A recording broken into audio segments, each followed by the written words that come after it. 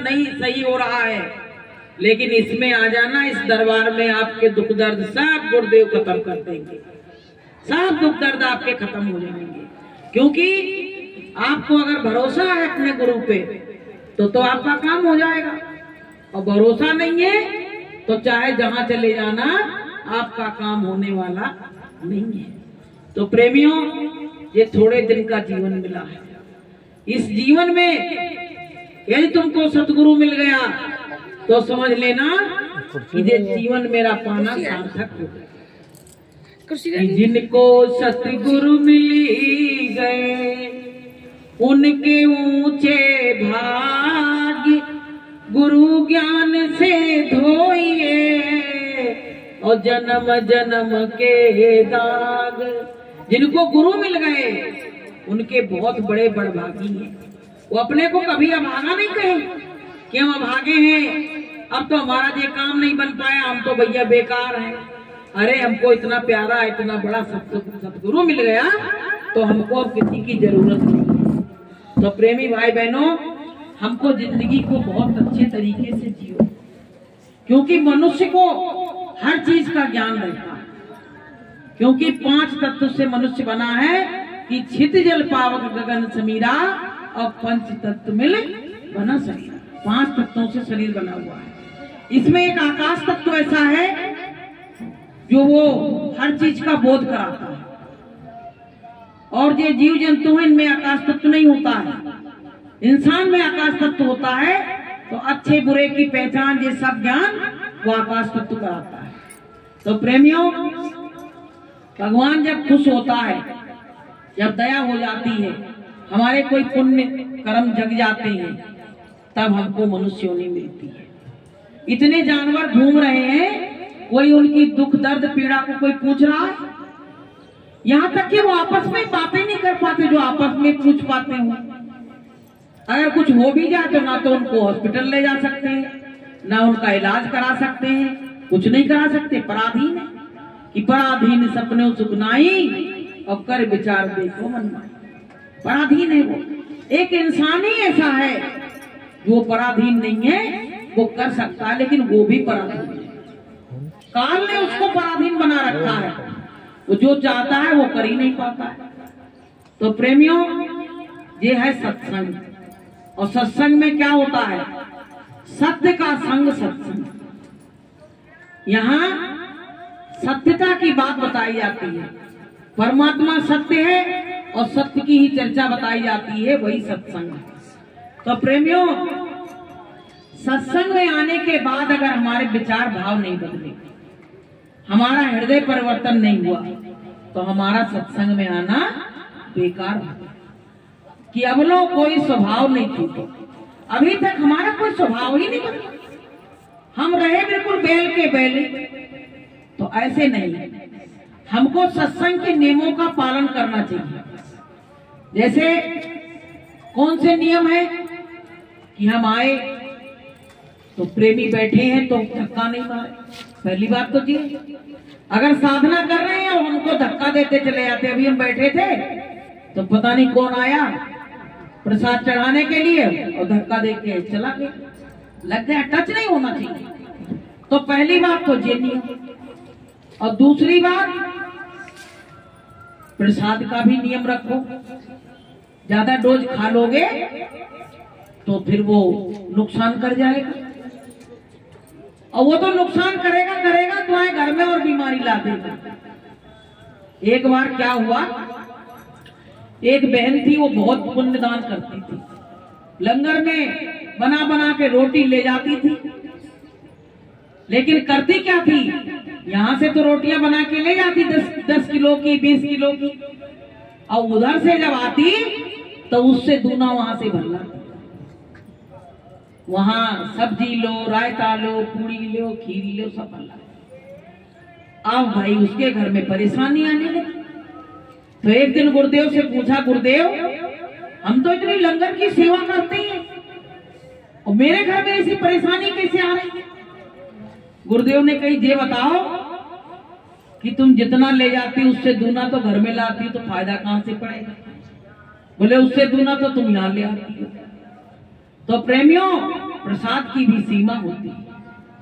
प्रसाद महाप्रसाद, गुरुदेव को भोग लग गया, महाप्रसाद बन गया।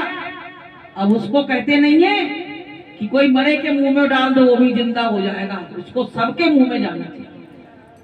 तो दूसरा नियम तो ये है, इसका भी हमको पालन करना चाहिए। तीसरा नियम ये है कि किसी की भी चीज गिर जाए तो उसको रख दो उठा के, जब वो आए तो उसको दे दो, तब तो हम सत्संगी कहलाने के योग्य बनेंगे, वरना हम सत्संगी कहलाने के योग्य नहीं बन सकते हैं। तो प्रेमियों, हमारी नियत साफ सुथरी होनी चाहिए। सत्संग में आते आते हमारे अंदर ऐसी सफाई हो जानी चाहिए कि बिल्कुल जैसा पारदर्शी गुरु चाहता है वैसे हम बने जाए। तो प्रेमियों, ये मनुष्य मंदिर परमात्मा के भजन के लिए मिला है, न चोरी के लिए, न चपाटी के लिए, न बुराई के लिए, न ईर्ष्या के लिए, न द्वेष के लिए।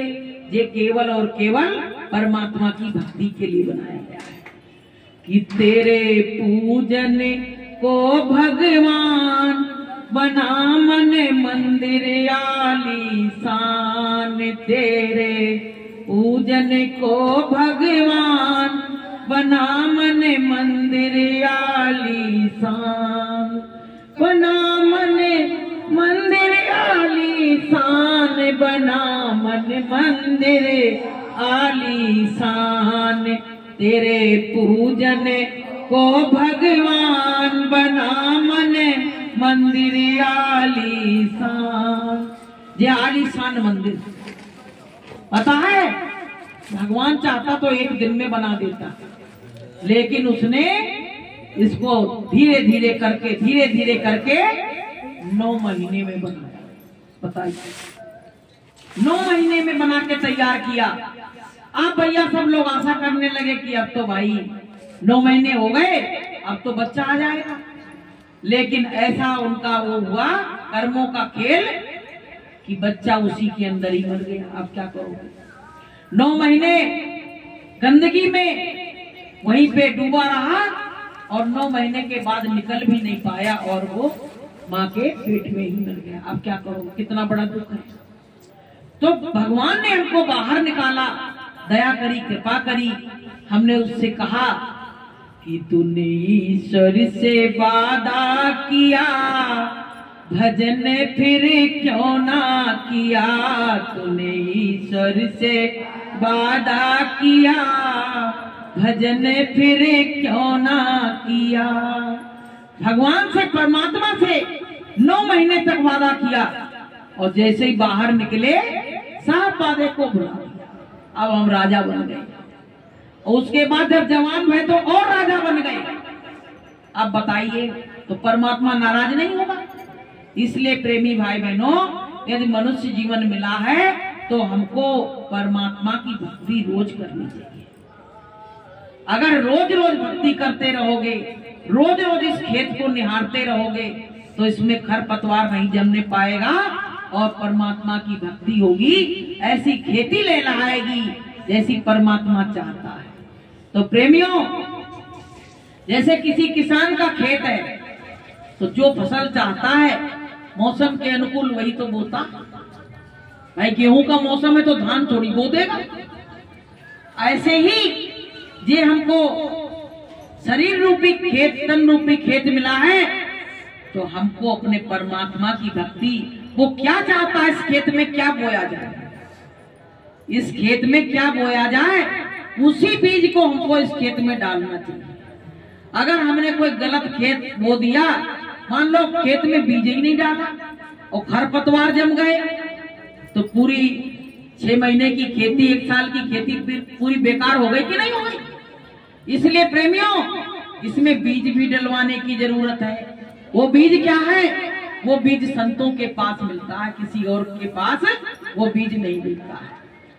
तो प्रेमियों, कहा गया कि सुमिरन काहल ज्योतिए और बीजा नाम लगाए और खंड ब्रह्मांड सूखा पड़े तो कबहू न निष्फल जाए। संतों ने जो बीज डाला है हम लोगों के खेत में, तो कभी निष्फल नहीं जाएगा। अगर इस बार हमने नहीं मेहनत की तो अगली बार फिर मनुष्य जन्म दिलवाया जाएगा। और उस बार भी नहीं कर पाए तो फिर दिलवाया जाएगा। 4 जन्म की भक्ति कहिए कि प्रथम जन्म गुरु भक्ति करे और दूजे नाम कमाए और तीजे में मुक्ति पद और चौथे में निज धाम। चौथे में निज धाम की बात आई है और हम लोग अभी अधीर हो रहे हैं कि भैया बहुत दिन से भक्ति कर रहे, कुछ हो ही नहीं रहा। भाई सफाई हो गई, अभी तो सफाई चल रही, इसके अंदर कितनी गंदगी भरी है। गुरुदेव के मिलने से पहले बहुत गंदगी थी, लेकिन जब गुरुदेव मिल गए तो थोड़ी थोड़ी गंदगी साफ हुई थी। अब उनकी दया कृपा चल रही है तो धीरे धीरे वो गंदगी साफ होती चली जाएगी। तो प्रेमियों, गुरु महाराज से दया मांगो कि दयागार तुमसे दया मांगते हैं, दयागार तुमसे दया मांगते हैं, सदा के लिए हम क्षमा मांगते हैं, सदा के लिए हम क्षमा मांगते हैं, दयागार तुमसे दया मांगते हैं। हे परमात्मा, हे दयालु दाता, हम तुमसे दया की भीख मांग रहे हैं। हम बहुत बड़े भिखारी हैं। संसार से चाहे तुम कितनी भीख मांग लो, तुम्हारी झोली कभी भर नहीं सकती है, लेकिन अगर परमात्मा तुम्हारी झोली को भरना चाहे तो 1 मिनट में भर।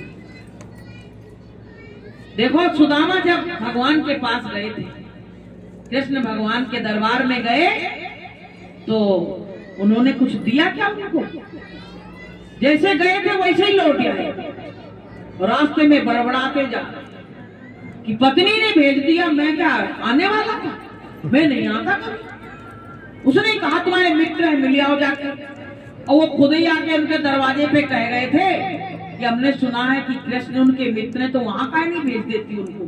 और खुद ही कृष्ण भगवान आके दरवाजे पे कहे। अब जब आए वो और जब देखा तो सब नजारा बदल गया, नजारा ही बदल गया। कहने लगी मेरी मड़ैया एक थी छोटी सी, वो भी चली गई, कहीं कहां चली गई कि दूसरे लोगों ने कब्जा कर लिया। तो वहां के लोगों ने कहा कि भैया जी तो सुदामापुरी बन गई, सुदामापुरी। भाई पत्नी कहां गई? पत्नी जवान हो गई बूढ़ी से, पैसा मिल गया, पैसे में बड़ी ताकत हो, जवान हो गई। बच्चे बढ़िया अच्छे अच्छे कपड़े, जिनके चड्डी भी नहीं थी, बनियान भी नहीं थी, वो बढ़िया अच्छे अच्छे कपड़े पहने घूम रहे। जे कौन के बच्चे? बोले तुम्हारी तो बच्ची। अरे बोले हम तो रास्ते भर उनको पूछते आए कि बहुत भेजती, वहां दोस्त के पास चले जाओ, मित्र के पास चले जाओ, कुछ सुनी ना, हमने मांगा ना उन्होंने दिया। भगवान कह रहे बहुत ही जकड़ी दी। हम सोचते थे मांगे, और ये कहता कि हम मांगेंगे नहीं, कि मर जाऊं मांगू नहीं, और अपने तन के काज और परमार्थ के काज में मोय नावे लाज। कहने अपने लिए तो मैं कभी नहीं मांग सकता हूं चाहे कुछ। जब वहां गए देखा नजारा, तो भगवान ने क्या किया था, जब सुदामा जी गए तो बहुत फटी फटाई धोती पहन के गए थे। तो पता है उनने कहीं मेरी इज्जत उड़ जाएगी, तो उनने अपना एक पीतांबर वस्त्र रखा था, तो वो दे दिया, बोले इसको बांध लो तब तक। जब चलने लगे तो वो भी उतरवा लिया, बोले हमारी वो तो उतारे जाओ, वो भी पहने जाओ। बोले बताओ जब इतना नहीं है, एक बालिश कपड़ा नहीं दे सकते तुझे, हमको कहा देंगे। उन्होंने पता किस लिए कहा कि लोग कहेंगे यहाँ से मांग के ले गया, मेरे दोस्त की बदनामी ना हो जाए, मेरे मित्र की, इसलिए वहां दिखावे में कुछ नहीं दिया, लेकिन बहुत कुछ दे दिया। कि कभी देते नहीं देखा, मगर झोली भरी देखी, कभी देते नहीं देखा, मगर झोली भरी देखी, तेरे दर दरबार में सतगुरु नहीं कोई कमी देखी, तेरे दरबार में सतगुरु नहीं कोई कमी देखी। कहते हैं गुरुदेव को भी हमने कभी देते नहीं देखा, लेकिन दया भई तो सब माला माल करना। गुरुदेव ने सबको माला माल कर दिया। जो जिसकी भावना थी उसको वही चीज दी। इजा की रही भावना जैसी और प्रभु मूरत देखी तिनके। जैसी भावना थी जो मांगा वो मिल गया। भक्ति की किसी की भावना नहीं थी तो भक्ति भजन कहाँ बना किसी का? किसी का नहीं बना। अगर भक्ति भजन की भावना होती, आदमी घाटे में रहना नहीं चाहता है, सौदा करता है, कहता फायदे की सौदा करेंगे, घाटे की नहीं। अब बताओ भगवान से भी बिजनेस कर, बिजनेस में भी पहले लगाना पड़ता है तब प्रॉफिट देती है बिजनेस। ऐसे ही पहले तुम परमात्मा के दरबार में लगाओ। क्या क्या लगाना है? अपना भाव, भक्ति, प्रेम, ये पहले लगाओ। और तुम पे अगर बन जाए तो श्रद्धा से जो बन जाए वो अर्पित करो उनको, फिर देखो तुमको मिलता है कि नहीं मिलता। उसी में लपेट के सब कुछ दे देते, दिखाते नहीं है कृष्ण भगवान की तरह, उसी में सब कुछ दे देते। जिनकी हैसियत नहीं थी सेवा देने की, आपको हम बताएं, गुरु महाराज ने एक बार कहा, अरे तुम तो अपने अपने जेवर बेच दो, खेती बेच दो। बताइए, तो कुछ उसमें थे लकड़ी लोग थे, उन्होंने बेच के और सेवा की। कोई जगदीश भाई साहब हैं जी, उन्होंने क्या किया, एक बार गुरु महाराज ने सेवा मांगी। अब वो रोज फेरी लगाते, उनके इतना कहाँ पैसा रखा। उन्होंने अपनी पत्नी के जेवर बेच दिए और सेवा, गुरु महाराज के यहाँ सेवा दी। उसके बाद थोड़े दिन के बाद वो पाटौरों में रहते थे। ऐसी पाटौर, एक बार हम चढ़ गए तो ऐसे लगे उतरेंगे कैसे यहाँ से। जी हाँ। और उसके बाद क्या हुआ कि 4 मंजिल का मकान सुदामापुरी बना के गुरु महाराज ने खड़ी कर दी। बोलिए प्रेम से। तो थोड़ा दिया तो बहुत मिला। अब जो देने नहीं चाहते तो उनको कहां से मिलेगा भाई? बैंक में हम जब जमा करने जाते हैं तो फिर ब्याज लग के हमको मिलता है कि नहीं मिलता है? तो पहले दो और फिर लो। तो प्रेमी भाई बहनों, गुरुदेव के दरबार में कभी भी संकोच मन में मत रखो कि हाँ दे दिया तो क्या होगा। पता नहीं किस रूप में तुमको, काहे में, बिजनेस में, धंधे में। उसमें एक व्यक्ति था, वो काम में लगा रहता, सुरेश भाई साहब जैसी डेयरी थी। तो गुरुदेव आए, अब वो संगत की सेवा में 4-6 दिन लगा, दुकान की तरफ नहीं मुड़ के देख पाया। एक ऐसा ऑर्डर आ गया तो उसने लिखा नहीं ऑर्डर को रजिस्टर में। भाई नोट कराना पड़ता है ना, कल हमको ये चीज चाहिए। तो उसमें 2 लाख रुपए का ऑर्डर लिखा। इतना मटेरियल एक व्यक्ति ने ले लिया। अब उसने शाम को जब रजिस्टर खोला और देखा तो बोला इसमें कौन ने जो ऑर्डर लिखा है? तो उसने नौकर ने कहा मैंने नहीं लिखा है, और पत्नी बच्चे बोले मैंने नहीं लिखा। तो बोले जी कौन लिख के गया है? तब उनको दिमाग में आई कि जिनके काम में हम लगे थे वही इसको लिख के गए हैं। बोलिए प्रेम से। तो प्रेमियों, ये चमत्कार परमात्मा करते हैं। हम पहले अधीर हो जाते, पागल हो जाते, पता नहीं मिलेगा नहीं मिलेगा। प्रेमियों, सत्संग में जाओ, बच्चों को भी ले जाओ, क्योंकि बच्चों पे जो कर्म चढ़े हैं वो अपने कर्म उनके जाने से धुलेंगे, हमारे जाने से हमारे कर्म धुलेंगे। ये बताओ, हमने अपने कपड़े धोए तो साफ हुए कि बच्चों के संग में साफ हो गए बिना उसमें डाले? भाई देखो, हम जा रहे हैं सत्संग में तो हमको परिवार को भी एक बार ले जाना चाहिए। अगर तुम सोचते हो कि हमारा घर परिवार खुशहाल रहे तो बराबर सत्संग में हाजिरी देते हो। गुरु महाराज ने कहा कि सामूहिक सत्संग रविवार का होता है, वहाँ सभी लोग हाजिरी दो। व्यक्तिगत किसी से मतलब नहीं है, लेकिन गुरुदेव से तो मतलब है। जो गुरु का आदेश है उससे तो हमको मतलब है, तो हमको उसमें हाजिरी बराबर देते रहना चाहिए, बच्चों को भी ले जाना चाहिए, क्योंकि उन पे मुसीबत आती, परेशानी आती है तो दुखी तो हम ही होते हैं भाई। दुख परेशानी तो हमको भी आती, परिवार का कोई भी सदस्य को कोई बात हो तो फिर परेशानी तो हमको भी आएगी। हमारे भजन में, सत्संग में, सब में बाधा आएगी कि नहीं आएगी। इसलिए प्रेमी भाई बहनों, मालिक के वचनों को याद रखें। जो गुरु के वचनों को याद रखते हैं उनके जीवन में दुख तो आते हैं। देखो, दुख तो सबके जीवन में आएंगे। भगवान राम को, भगवान कृष्ण को भी दुख उठाना पड़ा, जितने भी अवतारी शक्तियां आई सबको दुख उठाना पड़ा। तो हम तो एक नॉर्मल इंसान है, मेरी क्या भाई वो है, औकात है इस संसार में। लेकिन परमात्मा का नाम लेने से औकात बढ़ गई। जैसे एक चींटी होती है, उसकी औकात नहीं, वो दिल्ली चली जाए, लेकिन वो क्या करती है, दिल्ली जाने वाले के व्यक्ति के ऊपर चढ़ गई, उसके ऊपर चढ़ गई, उसके कपड़ों पे, तो वो दिल्ली उतरेगा तो वो दिल्ली उतरेगी जाकर।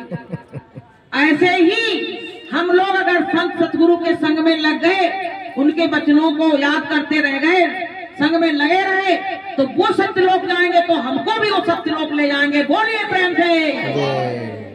तो प्रेमियों जी, कि संगति से गुण उपजे और संगति से गुण जाए, और बाँच फांसी ओ मिश्री सब एक ही भाव बिकाए। जैसे कोई बुरे लोगों की संगत करता है ना, भले वो पीता नहीं हो शराब, और दूसरा बगल वाला क्या कहेगा, कोई पड़ोसी लड़का देखने चला जाए कि भैया अपनी मोड़ी के लिए हमने देखने आए हैं। कौन लड़का? अरे वो, अरे उससे हम जानते हैं। हमारी बात सुनो पहले, वो रोज उसके संग जाता, वो रोज कलाड़ी के अड्डे जाता है, बल्कि वो पीता नहीं। संगत का प्रभाव पड़ा कि नहीं पड़ा? और कोई व्यक्ति ऐसा है जो रोज सत्संग में जाता है, तो लोग बात पता क्या कहेंगे, और उसके बारे में तो हमें कुछ नहीं मालूम है, लेकिन जो मालूम वो हम तुमको बता रहे। क्या बता रहे हो? बोले वो घर का भले गरीब हो, लेकिन वो सत्संग में रोज जा रहा है, रोज हाजिरी दे रहा है, इसका मतलब वो अच्छा इंसान है। तुरंत फाइनल हो गया। तो प्रेमियों, हमको गलत लोगों की संगत नहीं करना चाहिए। कि संगति करे अच्छे लोगों की, संगति करे अच्छे लोगों की, दवा मिल जाएगी सभी रोगों की, दवा मिल जाएगी सभी रोगों की। आत्मा से प्रभु सुमिरन कर ले, आत्मा से प्रभु सुमिरन कर ले, रोज थोड़ा थोड़ा प्रभु का भजन कर ले, रोज थोड़ा थोड़ा प्रभु से मिलन कर ले। तो कहते हैं संगत अच्छे लोगों की, अच्छे लोगों की संगत में बैठोगे तो तुम भी एक दिन महान बन जाओगे। तो प्रेमी भाई बहन, ये जीवन अनमोल है, सांसें हमारी धीरे धीरे धीरे धीरे घटती जा रही। भाई जिस दिन संसार में आए उसी दिन से घटना शुरू हो गया। पहले एक खेल आता था उस पे, टीवी पे, कि कौन बनेगा करोड़पति। उसमें अमिताभ बच्चन ने जैसे ही शुरू किया तो कहते थे बस तुरंत मिनट शुरू होने लगते, सेकंड, और वो तुरंत बताने लगते थे, बस इतनी देर में तुम अपना आंसर बता दो तो ठीक है, नहीं तो वो गया काम से। ऐसे ही ये जीवन जो मिला है ना, ये थोड़े दिन के लिए मिला है, अब ये सरकता जा रहा, खिसकता जा रहा है। हम जन्मदिन मनाते फिर रहे, करे बवर सिस्टम करेंगे, और ये नहीं समझ रहे हैं कि हमारे जीवन के 1 साल और घट गया, 1 साल और घट गया, घटते घटते घटते घटते। आपको हम बताएं, जब मथुरा, जहाँ कंस पैदा हुआ था ना, मथुरा जब भगवान आए थे, कृष्ण भगवान, तो कंस को ये डर था कि ये भगवान आए हैं और अब मेरा वध करेंगे, ये मालूम था उसे। तो उनके जो यार दोस्त थे कंस के, वो कहने लगे अरे मैं तो छोटा सा यार संसार में, तुम काहे को चिंता करते हो, बिल्कुल चिंता नहीं करो, 1 मिनट में उड़ा देंगे उसको। लेकिन धीरे धीरे क्या हुआ कि धीरे धीरे वो इतने बड़े बन के तैयार हो गए कि कंस को मरना ही पड़ा। कंस को मरना ही पड़ा। ऐसे प्रेमियों, ये काल से कोई बचने वाला नहीं है। तुम सोच रहे हो कि अबे तो बहुत समय है, अब तो हम फिर कर लेंगे कुछ काम, लेकिन वो समय ज्यादा नहीं है। धीरे धीरे देखते देखते लोग बूढ़े हो गए, देखते देखते उम्र ढलती चली गई और बूढ़े हो गए, और अब चलने का समय आ गया कि चली जा रही है उम्र धीरे धीरे, चली जा रही है उम्र धीरे धीरे। विकारों को अपने तू मन से हटा ले, विकारों को अपने तू मन से हटा ले, तो बन जाएगा ये जीवन धीरे धीरे, तो बन जाएगा ये जीवन धीरे धीरे। चली जा रही है उम्र धीरे धीरे, उम्र धीरे धीरे खिसकती चली जा रही है। हम सोच रहे हैं अब तो हम कांच में देखते कहते हैं अबे कुछ बिगड़ा नहीं है, अबे तो और चलेंगे 10-20 साल। अब तब तक भैया वो काल कहता चलो अब तो हम लेने आ गए, आप क्या करोगे, क्या करोगे? उसके आगे किसी का जोर है? आज तक अगर जोर चलता तो बड़े बड़े झकड़ी चले गए यहाँ से, वो कहते तुम जाओ बाद में आ जाएंगे। लेकिन वो कहता है ना कि ये घड़ी हरगिज न टाली जाएगी, ये घड़ी हरगिज न टाली जाएगी, जब तेरी डोली निकाली जाएगी, जब तेरी डोली निकाली जाएगी। बिन मुहूर्त के उठा ली जाएगी, बिन मुहूर्त के उठा ली जाएगी, जब तेरी डोली निकाली जा। ठगा सा इंसान खड़ा रहेगा, जैसे सब कुछ लुट गया तो एक बार बर्दाश्त कर लेता, कहता पूंजी चली गई तो फिर ले लेते। लेकिन जब घर का इंसान चला जाता है तो टूट जाता है, बिल्कुल टूट जाता है। दूसरे लोग उठाते कहते अरे धीरज रखो, आगे तुम्हारे बच्चे परिवार है उसको देखना पड़ेगा, सब कुछ सबर दिलाते हैं। तब धीरे धीरे धीरे धीरे साल खाड़ में सबर आता है। तो प्रेमियों, एक दिन सबको यहाँ से जाना है, रवानगी का टिकट, कहते नहीं लौटा बाट का टिकट ले लेना, लौटा बाट का टिकट संग ही चल रहा है। तो इसलिए कर ले सो काम और भजले सो राम।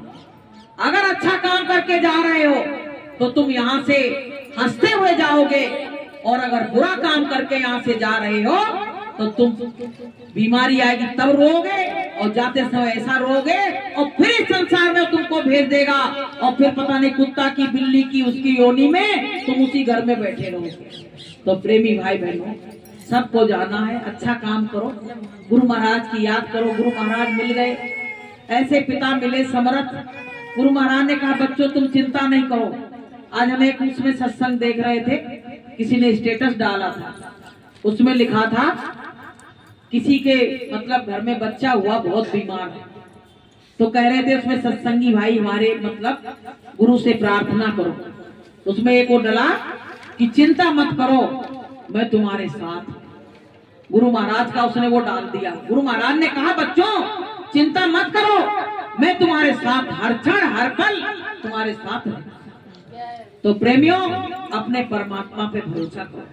ऐसा सतगुरु हमको जीवन में कभी नहीं मिला था, और अब हमारा जीवन जो मनुष्य जीवन मिला, ऐसे सतगुरु, ऐसा हमारा भाग्य जग गया कि हमको ऐसे दाता दयालु मिल गए। अपनी जो जो बुराइयां हो मालिक के चरणों में चढ़ा दो, और मालिक से दया की भीख मांग लो, आपके सारे पापों को गुरु महाराज क्षमा कर देंगे, और बाद में कोई गलत काम करना नहीं, गुरु महाराज सारे गुनाहों को क्षमा कर देंगे। गुरु महाराज कहते हैं बच्चों के भाई थोड़े से अपराध होते हो तो मैं क्षमा कर देता हूँ, लेकिन बच्चे सत्संग में आके अपराध करें दोबारा से, तो वो अपराध क्षमा नहीं हो सकते। कि हरि रूठे तो ठोर है और गुरु रूठे नहीं ठोर। अगर भगवान एक बार रूठ गया तो ठोर मिल जाएगा, लेकिन अगर गुरुदेव रूठ गए तो भगवान भी तुमको ठोर नहीं दे पाएंगे। इसलिए हमको तुमको कोई गलत काम नहीं करो। तुम्हारी हमारी आत्मा इसमें परमात्मा की अंश बैठी है। गलत काम जब करते हैं तो हमारी आत्मा तुरंत धिक्कारती है हमको।